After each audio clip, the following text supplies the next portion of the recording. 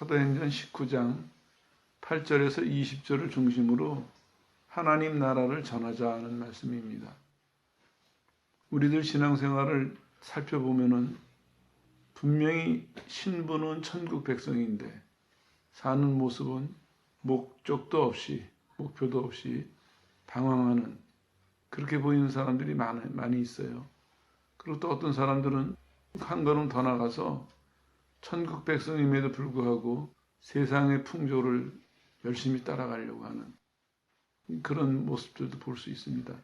그런 것들을 배경으로 오늘 생각하면서 말씀을 드리려고 해요. 하나님 나라가 전해져야 됩니다. 그것이 우리가 하나님께 은혜를 입은 목적 중에 하나거든요. 하나님이 우리를 부르신 목표 중에 하나인 것입니다.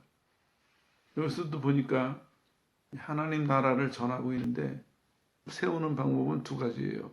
하나는 하나님 말씀으로, 다른 하나는 성령의 역사로 두 가지 방법으로 세워지는데 보니까 특징이 하나 나와요. 뭐냐면은 하나님 나라가 제대로 전해지느냐 아니냐는 어떻게 나오냐면 구분이 되더라고요. 하나님 말씀을 바르게 전할 때 구분이 되고 성령의 역사가 일어날 때 구별이 되고 오늘 이 점들을 기초로 생각하면서 말씀을 드리겠습니다. 정리해보면 이런 얘기예요. 하나님 나라를 전해야 되는데 하나님 나라를 전하려면 기준이 있어야 될 거 아니겠습니까? 오늘은 기준을 하나님의 말씀과 성령의 역사 이렇게 두 가지 기준을 중심으로 말씀을 드릴 겁니다. 보니까 이제 바울 일행이 하나님 나라를 위해서 말씀을 전하는 내용이 나와요.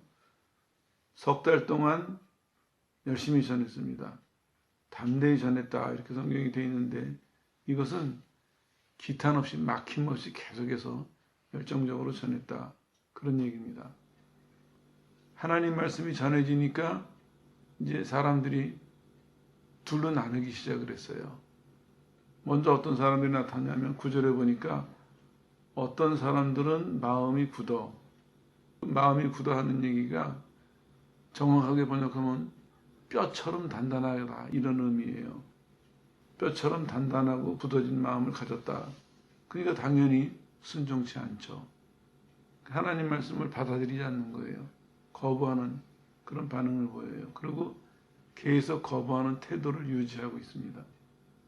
그리고 이제 거기서 좀 더 나가다 보니까 사람들 앞에서 하나님 말씀을 비방을 해요. 나쁘다고 이제 비방하죠. 요게 왜 먼저 설명을 드리냐면은 하나님 말씀이 전해질 때 둘로 나눠진다 그랬잖아요. 복 받을 사람은 조금 더 설명을 드릴 거고요. 복 받지 못할 사람들은 이런 반응이 일어나요. 우리도 신앙생활하면서 늘 살펴봐야 될 것이 하나님 말씀에 대한 내 태도가 어떤가. 1차적으로는 사모해야 되겠죠. 관심이 있어야죠. 내가 하나님의 자녀라면은 내가 하나님 안에서 잘 자라나고 있다면은 하나님 말씀에 관심이 있어야 되고 그 관심이 지속되겠죠.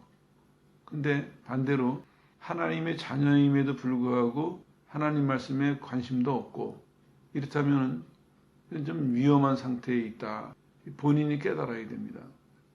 그리고 이제 한 걸음 더 나가서 보면은 하나님 말씀을 보거나 들을 때 복 받을 사람은 받아들여요. 그걸요. 근데 복 받지 못할 사람은 거부합니다. 자기 스스로 이제 소극적으로는 안 받아들이고 조금 더 나가서는 이제는 대항을 해요. 남들도 못 받아들이도록 회방을 하고 있습니다. 이것도 똑같아요. 이런 기준들을 말씀드리는 이유가 우리는 이걸 보면서 내 상태를 살펴보는 그런 기준으로 삼아야 됩니다.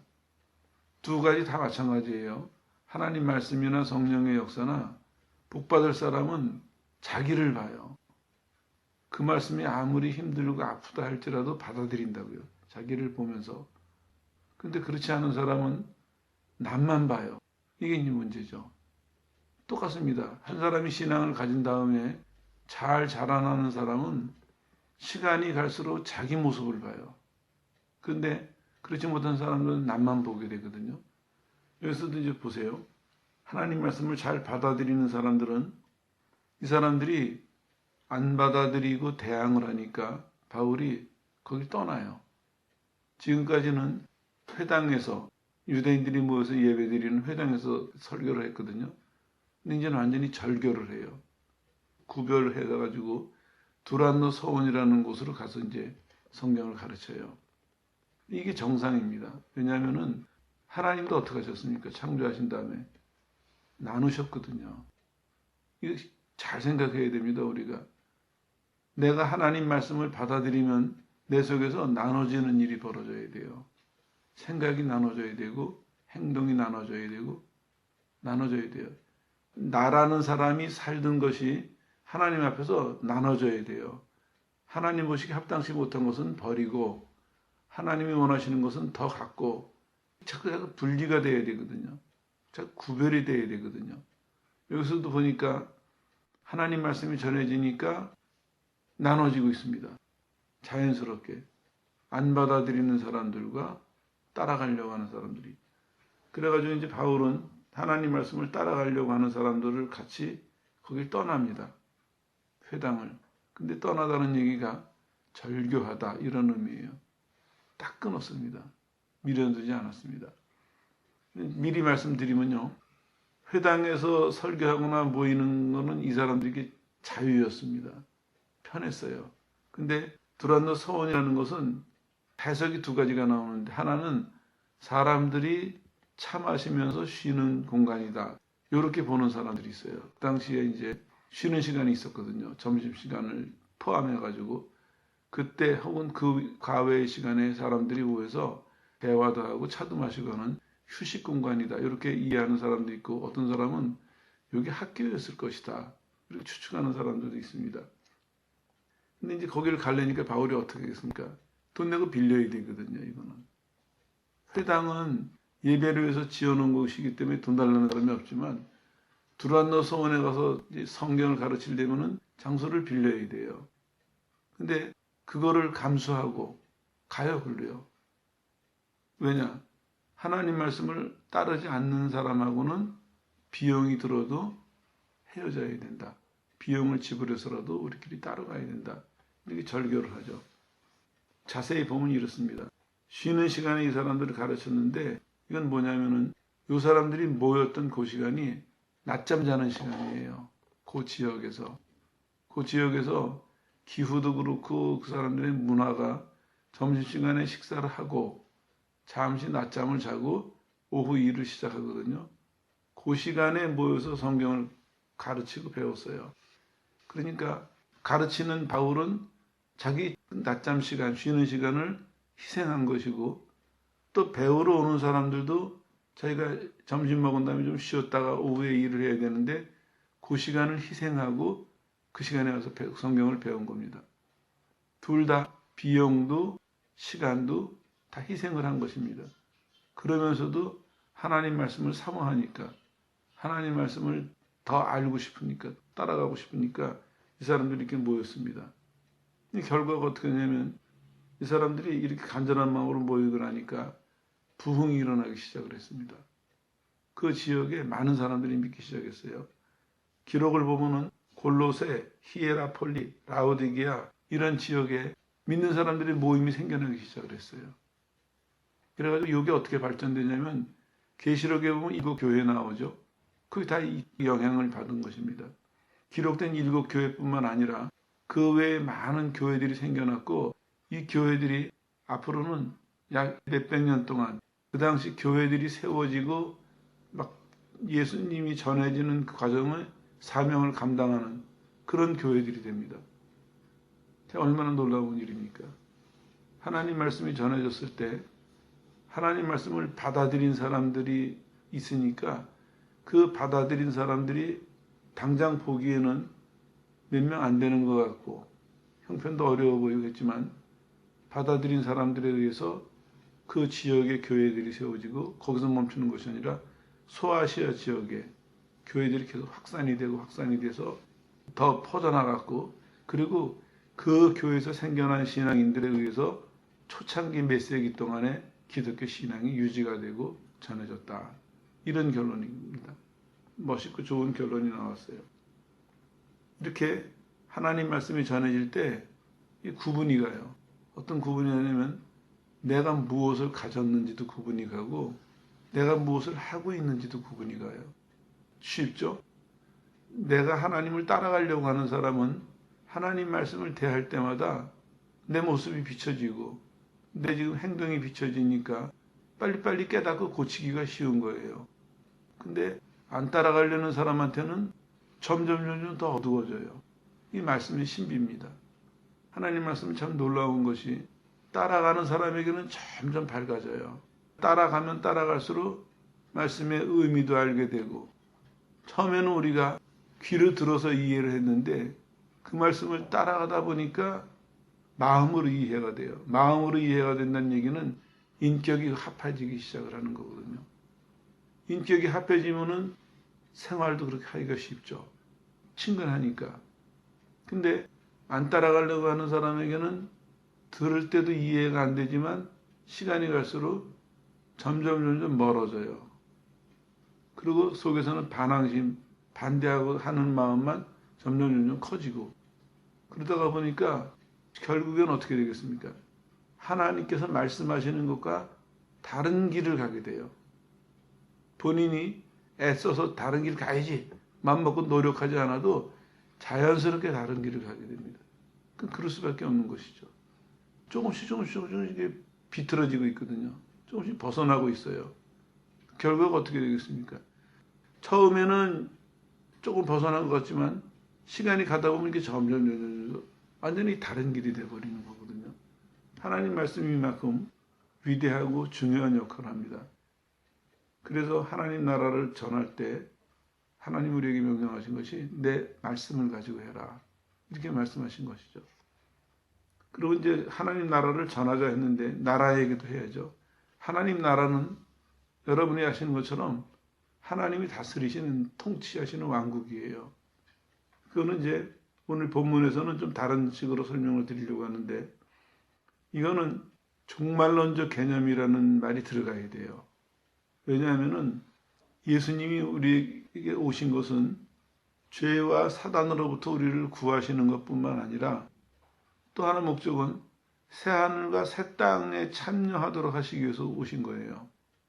그러니까 예수님이 역사 속에 오셨다는 얘기는 구원하러 오셨다는 얘기와 함께 그 구원은 어떻게 설명이 되냐면 지금까지 지은 죄를 용서하실 뿐만 아니라 인류가 끝나는 마지막 날, 그 마지막 날 우리를 영원한 나라로 인도하시는 종말론적 개념이 있는 것입니다. 그러니까 쉬운 말로 하면 이런 얘기예요. 예수님을 내가 믿고 예수님 내 마음 안에 오셨어요. 영접했어요.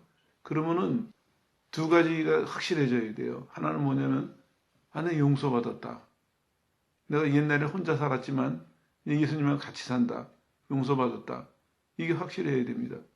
그리고 또 하나는 이제 나는 갈 곳이 있다. 미래가 있다 나한테는. 그 미래가 어떤 미래냐면 하나님이 계신 영원한 천국이에요. 천국을 보지도 못하고 듣지도 못했어요. 그러나 확실한 건 뭐냐면 이제 그건 내 집이다. 이게 있어야 돼요. 왜냐하면 예수님이 우리를 구원하셨다는 우리에게 오셨다는 얘기는 역사 속에서의 성취만이 아니라 이건 종말론적 개념을 포함하고 있습니다. 그러니까 내가 배웠든 안 배웠든 내가 이해했든 못했든 예수님이 가지고 오신 거기 때문에 나는 내용은 자세히 모르지만 내 마음속에 그게 있어야 돼요. 그리고 그 천국을 내가 가면서 배우는 것입니다. 성경을 통해서 요런 거구나 요런 거구나 내 마음속에 있는 천국에 대해서 자세히 내가 이해하고 가는 것이에요. 다시 강조해서 말씀드리는데 중요한 것은 예수님을 믿을 때 내 안에 들어온 것입니다. 예수님이 가지고 오신 거예요. 예수님께서.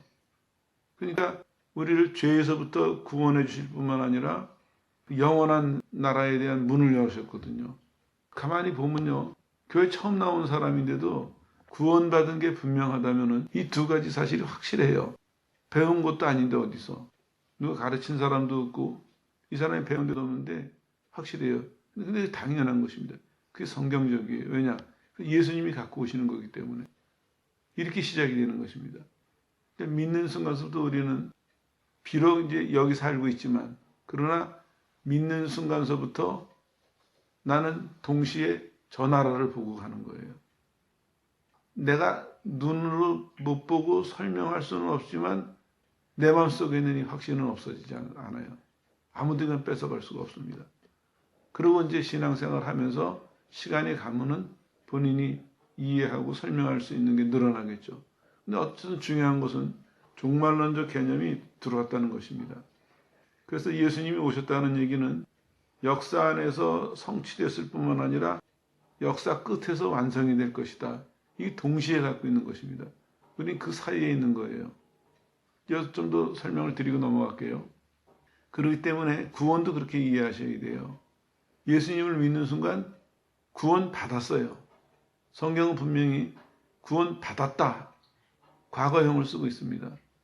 그런데 가끔은 왜 우리가 확신이 약해지고 흔들릴까? 그거는 구원 받은 것이 완전히 내가 그 나라에 들어가지 않았기 때문에 그 중간에 있기 때문에 느끼는 것이지. 이게 중요한 얘기예요. 내가 느끼는 것이지 구원이 부족하거나 구원이 덜 됐거나 그건 절대로 아니라는 것입니다. 왜 이 말씀을 드리냐면은 요새 가끔 유튜브를 보면은 사람들이 천국에 갔다 왔다 뭐 이런 얘기를 하면서 천국에 갔더니 뭐 누구도 있다 하는 얘기랑 또 더 많은 얘기가 지옥에 갔더니 누구도 있다 이런 얘기 많이 나오는데 조심하셔야 돼요. 잘못 얘기를 듣다가 보면은 혼동이 된단 말이에요. 왜냐? 주로 그렇게 하는 사람들 중에 강조하는 게 목사도 있고 장로도 있고 이런 얘기 하거든요. 또 유명한 사람 이름도 대고. 그럼 사람들이 혼란에 빠지는 거예요. 평생을 믿었다가 마지막 날 예수님이 너 좀 부족한데 이게 뭐야?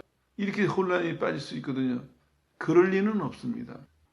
왜 그럴 리가 없냐면 구원이라는 것은 예수님을 영접하는 순간 임했어요. 근데 가끔 왜 우리가 이게 없는 것처럼 여기느냐? 그것은 끝부분이 남아있기 때문에 그런 것이지 절대로 그게 내가 덜 받았거나 아직도 뭔가 더 해야 되거나 그런 것은 아니라는 것입니다. 이거를 우리는 이제 어떻게 설명하냐면 긴장 속에 있다 하는 얘기입니다. 이미 받았어요. 사도 바울도 그렇게 표현해요. 너희가 이미 구원 받았다. 그러나 구원을 이루어라. 이건 무슨 의미냐면 이렇게 이해하셔야 돼요. 이거 합치고 생각해야 돼요. 이미 구원 받았는데 마지막 날 받을 사람처럼 조심하고 살아라. 잘하고 살아라. 이런 의미지. 뭐가 부족하기 때문에 구원을 이루어야 된다. 구원 받았으니까 그걸 미천 삼아가지고 구원을 이루어야 된다. 이런 얘기는 아니라는 것입니다. 우리 긴장 속에서 살고 있습니다. 이거를 성경학자들은 그렇게 설명하고 있어요. 종말론적 긴장관계다. 이렇게 설명하고 있는데 그 단어는 잊어버리셔도 좋은데 아무튼 그런 상태입니다. 그거 이제 정리가 됐죠. 그러니까 우리도 하나님의 통치가 임한 것이에요. 나한테. 그러니까 나는 하나님 말씀을 배우면서 하나님 말씀대로 살아가야 돼요. 그랬을 때 이 살아간 수고에 대한 충성에 대한 결과는 마지막 날 심판하신다는 거죠. 하나님 심판을 두 개로 이해해야 돼요. 처음에 믿는 사람과 안 믿는 사람을 심판하세요. 천국 갈 사람과 지옥 갈 사람을 심판하시고 여기 하나 심판이 있고 성경에 보면 사람들이 이름을 그렇게 붙였어요. 계시록에 보면 백보자 심판이다. 이제는 믿는 사람 중에서 상 주는 심판이 또 뒤따라와요. 그거는 믿는 사람들에게만 해당이 되는 것입니다. 그런 것을 배경으로 좀 기억하시고 설교를 계속해서 하겠습니다. 자, 하나님 말씀이 전해지니까 앞에서 이제 나눠졌죠. 이번에는 성령의 역사가 뒤따르니까 나눠지는 것 설명드릴게요. 이렇게 하나님의 통치가 임하니까 하나님 백성들은 말씀을 사모하고 하나님 나라 확장을 위해서 자기도 하나님 말씀대로 살려고 노력하고 다른 사람에게 전하려고 노력하고 열심히 살아가고 있습니다. 그러는 동안에 또 무슨 일이 벌어지냐면 성령이 이들에게 역사하셔가지고 이적이 일어나기 시작을 해요. 얼마나 이적이 일어나냐면은 성경에도 이렇게 나왔죠. 하나님이 바울의 손으로 희한한 능을 했다. 신기한 일들이 벌어지는 거예요. 오죽했으면은 사람들이 환자한테 사도 바울이 가지고 다니던 이제 손수건이나 그런 물건을 가서 얹어놓고 기도해도 낫는 거예요. 교회 안에서는 더 힘이 넘치는 거죠, 이제. 하나님 말씀도 배워가지고 성령의 역사도 강력하게 일어나죠. 힘이 넘치고 있습니다. 그러고 나니까 이제 또 어떤 일이 벌어지냐면 좋은 일이 있으면 꼭 시험이 따라와요. 뭐냐면은 다른 사람들이 흉내를 내기 시작을 해요. 마술사들이 보니까 놀랐거든요. 들어보지도 못한 일이 벌어지고 있어요. 마술사들이 이제 장사가 이제 조금씩 안 되기 시작을 해요. 교회가 막 커지니까. 그러니까 마술사들이 돈벌이 하려고 흉내를 내기도 하고, 더 놀라운 사건은 제사장의 아들이라고 나오는데 이 사람이 대제사장이에요. 제사장의 아들인 유대인들이 우리도 한번 해보자 그러고 귀신 들린 사람 하나 데려다 놓고 했어요. 그랬는데 귀신이 뭐라고 얘기를 합니까? 내가 예수도 알고 바울도 아는데 너희 뭐냐 그러고 덤벼들어가지고 두드려 맞고 이 사람들이 혼이 나서 도망을 갑니다. 이런 일이 벌어지니까 어떻게 됐겠습니까? 믿는 사람들은 더 용기 백배했을 것이고 안 믿는 사람들은 두려움에 빠졌습니다.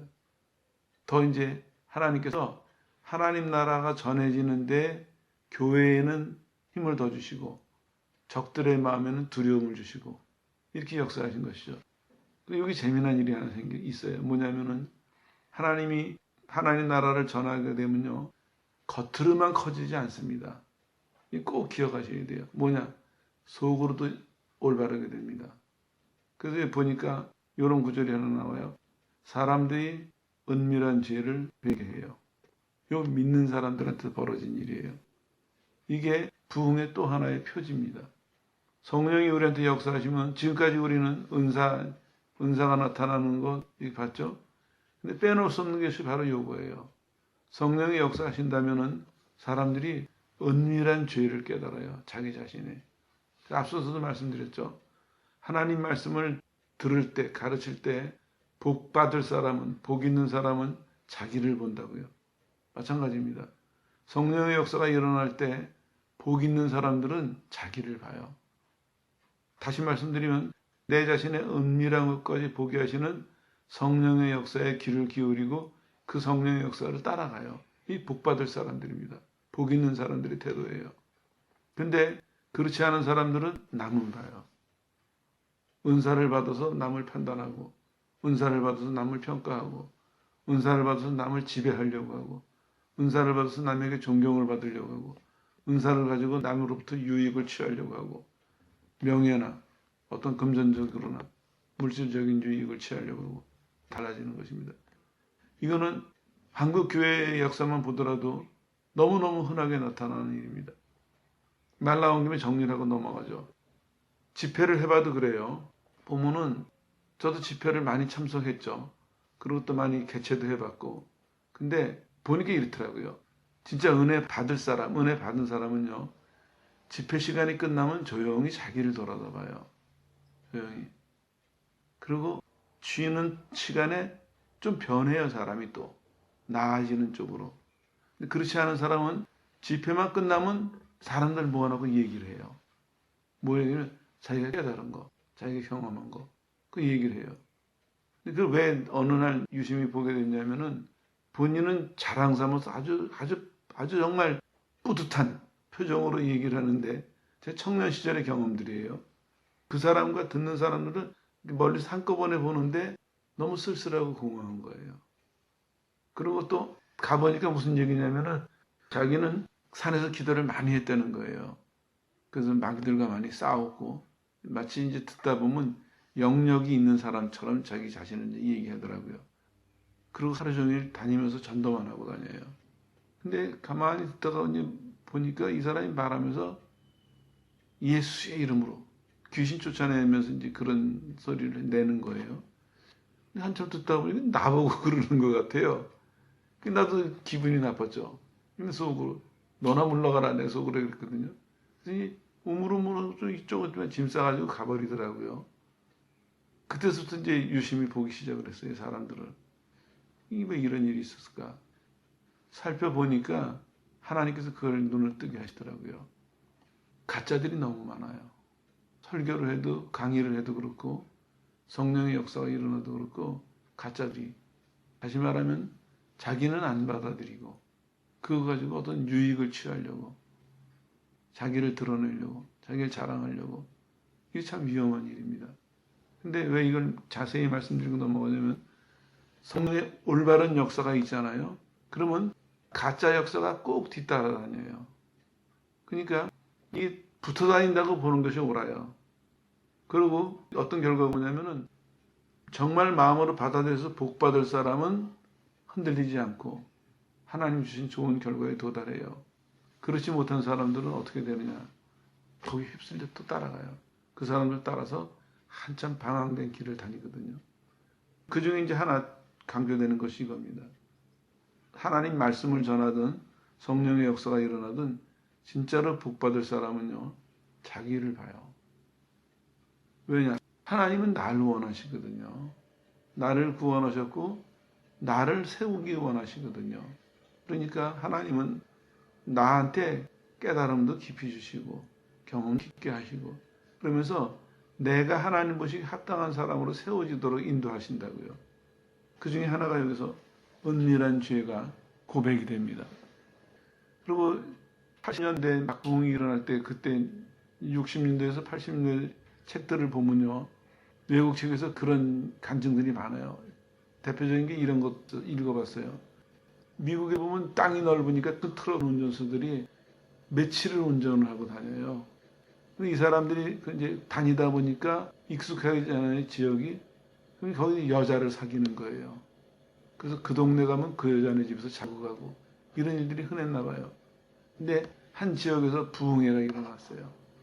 그냥 교회가 막 부흥이 되기 시작을 했어요. 근데 놀라운 것이 트럭 운전수들도 이제 주차장이 있으니까 다 모여서 거기서 차도 세워놓고 자고 떠나죠. 공중전화 박스에 그 공중전화 박스에 줄이 길게 늘어선 거예요. 무슨 얘기가 하고 이 목사님이 가서 들어봤더니 그 여자들하고 절교하는 전화를 하는 거예요. 나 이제 당신 더 이상 안 만난다. 하나님 말씀을 따라가기로 했다. 자기가 지은 죄를 고백하거나 자기가 지은 죄를 지금 해결하는 그런 사람들이 공중전에서 그 줄 서가지고 울면서 전화하는 사람들이 길게 줄을 서 있던 이런 간증도 읽어본 적이 있어요. 꼭 그런 내용뿐만 아니라 부흥이 일어나면요. 교회 내에서 어떤 일이 일어나면 은밀한 곳에 변화가 일어나요. 정말 자기 마음속에 있는 은밀한 죄까지 깨닫고 하나님 앞에 새로워졌다 할 만큼 속과 겉이 바뀌는 이런 온전한 역사가 일어난다고요. 근데 이제 주의해야 될 것은 가짜가 따라다닌다 하는 얘기죠. 이 역사가 얼마나 크게 일어났냐면요. 교회 내에서는 이제 그렇게 은밀한 죄를 고백할 정도로 성화가 일어나기 시작했어요. 밖에서는 어떻게 일어났냐? 두려움이 생겼어요. 딴 사람들이.